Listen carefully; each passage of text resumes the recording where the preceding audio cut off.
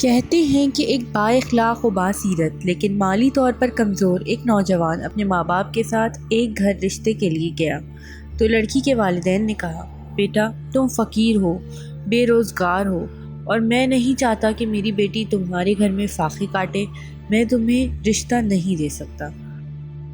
اس گھر ایک امیر بدکار لڑکے نے بھی رشتہ بھیجا تھا تو لڑکی کے ماں باپ کہتے ہیں، اگرچہ لڑکا تھوڑا سا بد اخلاق ہے لیکن شادی کے بعد انشاءاللہ ٹھیک ہو جائے گا اور خدا اسے ہدایت دے دے گا۔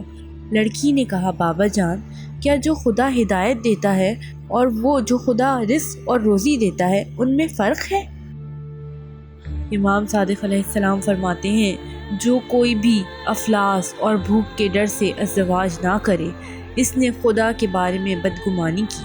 خداوند متعال فرماتا ہے، اگر تہہ دست ہو تو خدا اپنے فضل سے تمہیں غنی کر دے گا۔